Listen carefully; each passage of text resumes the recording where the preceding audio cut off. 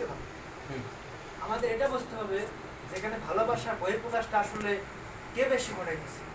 মা তার সন্তানদেরকে কাছে পাইতেছে, তার যে একটা বিরহ বেদনা সেটা মার অনেকটাই কম একজন বাবার চাইতে। একজন বাবা হলো সে ত্যাগী, বাবা মূলত দ্রব্যভাষা যাচ্ছে ওই সকল সন্তানদের প্রতি ভালোবাসা এবং স্নেহ প্রকাশের একটা প্রকাশের জন্যই, তাদের ভবিষ্যৎ ভালো করার জন্য, তাদের জীবনযাপনের মান উন্নত করার জন্য বাবা মূলত এই দ্রব্যভাষে তার জীবনকে অতিবাহিত করে থাকে।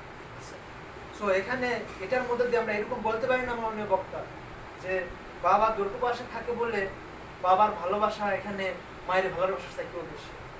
বরঞ্চ আমরা এটা বলতে পারি যে বাবা যেহেতু একই সাথে তার শারীরিক শ্রম এবং মানসিক যে একটা চাপ দুটাই বহন করে নিয়ে এই জীবনকে পরিচালনার দিকে অগ্রসর হয়ে যাচ্ছে প্রতিনিয়ত। এই জন্য আমি বলবো ভালোবাসার বহিঃপ্রকাশের ক্ষেত্রে বাবার ভূমিকায় অনেক বেশি। ধন্যবাদ সম্মানিত বিপক্ষ দলের বক্তা এনায়েত হোসেনকে। খুব চমৎকার এবং সাবলীলভাবে সেই বিষয়টাকে উপস্থাপন করে নিয়ে এসেছে। এখানে আমাদের যে মোশনটা ছিল সেটা হচ্ছে পৃথিবীর সমস্ত ভালোবাসা এবং সম্মানকে যদি 4 ভাগ করা হয় সেক্ষেত্রে 3 ভাগ মায়ের, 1 ভাগ বাবার। এখানে কি আসলেই কোনো বৈষম্য রয়েছে নাকি নেই? আবার ধন্যবাদ জানাচ্ছি পক্ষ এবং বিপক্ষ উভয় দলের বক্তাদেরকে। তারা খুব চমৎকারভাবে তাদের বিষয়গুলো, যুক্তিগুলো উপস্থাপন করেছে। এখানে আমি একটা জিনিস অ্যাডিশন করতে চাই, সেটা হচ্ছে আল্লাহ রাসূল সাল্লাল্লাহু আলাইহি ওয়াসাল্লামের একটা হাদিস, যেখানে আল্লাহ রাসূল সাল্লাল্লাহু আলাইহি ওয়াসাল্লামের কাছে একজন সাহাবী এসে বললেন, ইয়া রাসূলুল্লাহ মান আহাব্বু বিহাসনি সাহাবাতি ইয়া রাসূলুল্লাহ? ক্বালা উম্মুকা, ক্বালা সুম্মা মান, ক্বালা উম্মুকা, ক্বালা সুম্মা মান, ক্বালা উম্মুকা, ক্বালা সুম্মা মান, ক্বালা। এখানে আল্লাহ রাসূলকে একজন সাহাবী জিজ্ঞেস করলেন যে হে আল্লাহ রাসূল, আমার কাছ থেকে সবচাইতে ভালো ব্যবহার পাওয়ার যোগ্য কে? তিনি বললেন তোমার মা। তিনি আবার বললেন তারপরে কে? তিনি বললেন তোমার মা। তারপর আবার বললেন তারপরে কে? তিনি বললেন তোমার মা। চতুর্থবারের বেলায় তিনি বললেন তোমার বাবা। এখান থেকে প্রমাণিত হয় যে আমাদের ধর্মীয় দিক থেকে এটাই প্রমাণিত হয় যে সম্মানের দিক থেকে, যে সম্মান আমরা যে প্রদর্শন করতে চাই, যদি ভালোবাসা প্রদর্শন করতে চাই, সেক্ষেত্রে অবশ্যই মা অগ্রগামী। মা 3 ভাগ এবং বাবা 1 ভাগ। কিন্তু এখানে এটাকে কোনোভাবেই অগ্রাহ্য করার নয় বা অস্বীকার করার মতো নয় যে বাবা আমাদেরকে ভালোবাসে না।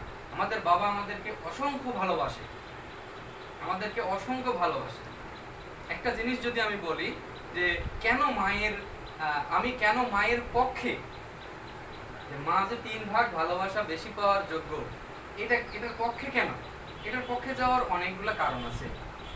তার মধ্যে যে আমার মা আমাকে 10 মাস 10 দিন গর্ভধারণ করে, সেই গর্ভধারণ করা যে কত কষ্টের সেটা একমাত্র যারা মা তারাই জানে।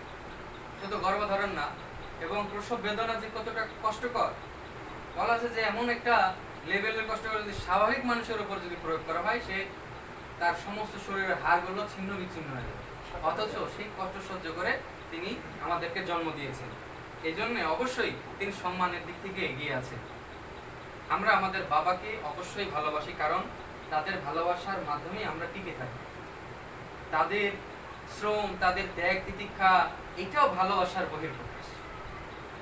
আমাদের বাবা ছাড়া কে আছে যে তার সমস্ত ভালোবাসা বিসর্জন দিয়ে, তার সমস্ত শারীরিক মানসিক পরিশ্রম করে টাকা উপার্জন করে আমাদেরকে খাওয়াবে? এমন কে আছে? কেউ নেই। এই জন্য আমরা বলবো যে আমাদের বাবার একজন সুপারম্যান, তার তুলনাই হয় না। কিন্তু ভালোবাসার দিক থেকে আমার মায়ের। সো সম্মানিত উপস্থিত শ্রোতা এবং দর্শক মন্ডলী, আজকের এই মহতী বিতর্কিক প্রতিযোগিতার ফলাফল ঘোষণা করার সময় এসেছে। উভয় পক্ষ এবং বিপক্ষ খুব সুন্দর যুক্তি তর্ক উপস্থাপন করেছেন। যদিও এটা মেনে নেওয়া খুবই কষ্টকর, তবে আসলেই পক্ষ দলেরই জিতা উচিত ছিল।